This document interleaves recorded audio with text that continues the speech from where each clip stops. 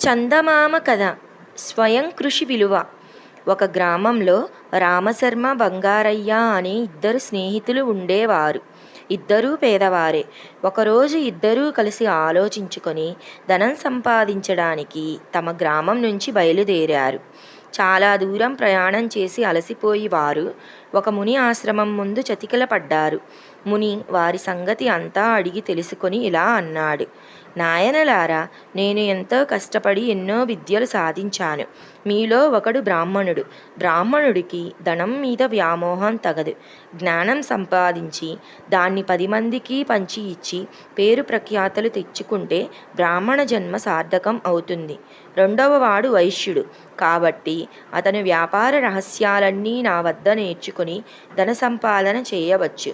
వ్యాపారం ధనం సంపాదించడానికి మాత్రమే గాక ప్రజాసేవకు కూడా ఉపయోగపడుతుందని గ్రహించిన వాడే అసలైన వైశ్యుడు.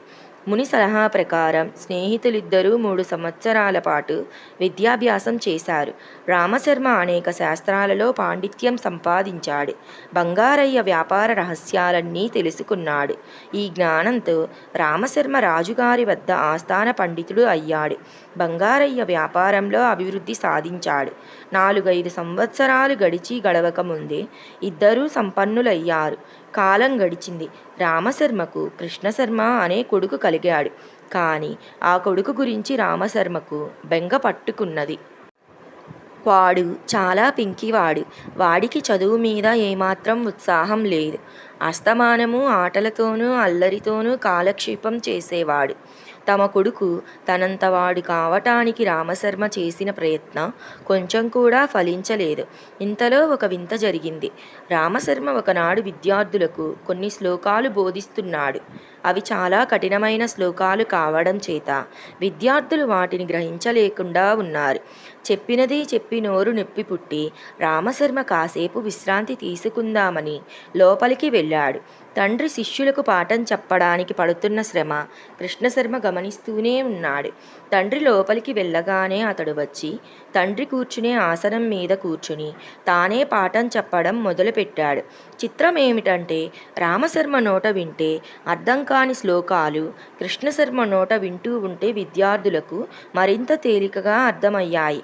లోపల నుంచి తిరిగి వస్తూ రామశర్మ ఆ దృశ్యం చూసి ఆశ్చర్యపోయాడు. తన కొడుకు తెలివి తక్కువవాడు. వాడి జ్ఞాపక శక్తి కూడా గొప్పది. చదువుకుంటే వాడికి అవలీలగా ఎంత చదువైనా వస్తుంది. రామశర్మ ఈ మాటే అంటే కృష్ణశర్మ ఎందుకు చదువుకోవాలి అని అడిగాడు. రామశర్మ 10 మంది చేత గౌరవం పొందాలన్నా, పూజించబడాలన్నా, ధనం సంపాదించాలన్నా విద్య చాలా అవసరం. ఇది నువ్వు ఎంత త్వరగా గ్రహిస్తే అంత మంచిది అన్నాడు రామశర్మ. మహాపండితుడి కొడుకునని అందరూ నన్ను గౌరవిస్తారు. బ్రాహ్మణుని గనక పూజిస్తారు. ధనవంతుడి కొడుకును ఇంక సంపాదించేదేమిటి అని కృష్ణశర్మ అడిగాడు. కొడుకు బుద్ధి రామశర్మకు అర్థమయ్యింది. దాన్ని మార్చడానికి ఏం చెయ్యాలా అని ఆయన ఆలోచిస్తూ ఉండగా ఆయన ఇంటికి బంగారయ్య వచ్చాడు. ఇద్దరూ కలుసుకుని మాట్లాడుకోవటంతో బంగారయ్య కూడా తన కొడుకు గురించి ఇలాగే బాధపడుతున్నట్టు బయటపడింది. బంగారయ్య కొడుకు వరాలయ్య కూడా జులాయివాడుగా తయారయ్యి తండ్రి తనను దారిలో పెట్టడానికి ప్రయత్నించినప్పుడల్లా ధనవంతుడి కొడుకును నాకు జాగ్రత్తగా ఉండవలసిన అవసరం ఏమిటి అంటున్నాడు. మిత్రులిద్దరూ కూర్చుని ఒక పథకం వేశారు. ఆ పథకం ప్రకారం బంగారయ్య తన కొడుకును రామశర్మ ఇంట వదిలి తాను భార్యతో సహా వ్యాపారం మీద నగరం విడిచి వెళ్ళిపోయాడు. వెళ్ళేటప్పుడు ఆయన తన కొడుకు సేవలు చేయడానికి 2 సేవకులను పెట్టి వెళ్ళాడు. కృష్ణశర్మకు వరాలయ్యకు మంచి స్నేహం అయ్యింది. ఇద్దరూ ఒకే రకం మనుషులు. వరాలయ్య సేవకులు కృష్ణశర్మకు కూడా సేవలు చేస్తూ ఉండేవాళ్ళు. 2 నెలలు గడిచాయి. రామశర్మ ఒకరోజు వరాలయ్యని పిలిచి, మీ నాన్న డబ్బు కావాలని కబురు చేశాడు. మీ ఇల్లు అమ్మి డబ్బు పంపించు అన్నాడు. వరాలయ్య పట్టించుకోలేదు. మరో నెల గడిచింది. ఒకరోజు రామశర్మ వద్దకు ఒక మనిషి వచ్చి, బంగారయ్య గారి ఓడ మునిగింది. దానితో పాటు బంగారయ్య భార్య, వారి సంపాదన యావత్తూ మునిగిపోయాయి. నేను ఆయనను కొసప్రాణంతో ఒడ్డుకు తెచ్చి మా ఇంటికి చేర్చాను. కానీ ఆయన బతకలేదు అని చెప్పాడు. ఈ మాట విని ఏడుస్తున్న వరాలయ్యను రామశర్మ ఓదార్చాడు. కానీ ఆయన ఒక్క విషయం వరాలయ్యతో స్పష్టంగా చెప్పాడు. నేను నీ తండ్రిలాగా వ్యాపారస్తుణ్ణి కాను. నిన్ను పోషించడం నాకు సాధ్యం కాదు. అందుచేత నీ దారి నువ్వు చూసుకోవలసిందే. వరాలయ్యకు పౌరుషం వచ్చి రామశర్మ ఇంటి నుంచి వెళ్ళిపోయాడు. కానీ అతనికి తలదాచుకునే చోటు ఎక్కడా దొరకలేదు. తిండి కూడా ఎవరూ పెట్టకపోవడం చేత వరాలయ్య ఆత్మాభిమానం చంపుకొని తిరిగి రామశర్మ ఇంటికే వచ్చి భోజనం పెట్టమన్నాడు. రామశర్మ అతనికి భోజనం పెట్టాడు. కానీ ఇలా ఎంతో కాలం జరగదని చెప్పాడు. ఈ మాట విని కృష్ణశర్మకు కోపం వచ్చి స్నేహితుడి కొడుకును కష్ట సమయంలో ఆ మాత్రం ఆదరించలేరా అని తండ్రిని అడిగాడు. బంగారయ్య నా స్నేహితుడు. అతడు కష్టంలో ఉంటే తప్పక ఆదరించి ఉండేవాణ్ణి. వరాలయ్యకు నాకు సంబంధం లేదు అన్నాడు రామశర్మ. వరాలయ్య మీకేమీ కాకపోవచ్చు. అతను నా మిత్రుడు. నా మిత్రుడికి ఈ ఇంట్లో గౌరవం లభించదా అని కృష్ణశర్మ అడిగాడు. ఏమిటి నీ గొప్పతనం అన్నాడు రామశర్మ నిరసనగా. దేవుడికి అర్చన చేసినందువల్ల పూజారిని దేవుడంత వాడుగా గౌరవిస్తాం కదా. మహాపండితుడు రామశర్మ కుమారుణ్ణి. అది నాకు గొప్పతనం కాదా అని రామకృష్ణ అడిగాడు. రామశర్మ ఒక్క నిమిషం ఆలోచించి నీ ప్రశ్నకు సమాధానం ఇస్తాను. కానీ ముందుగా నువ్వు ఒక పని చెయ్యాలి.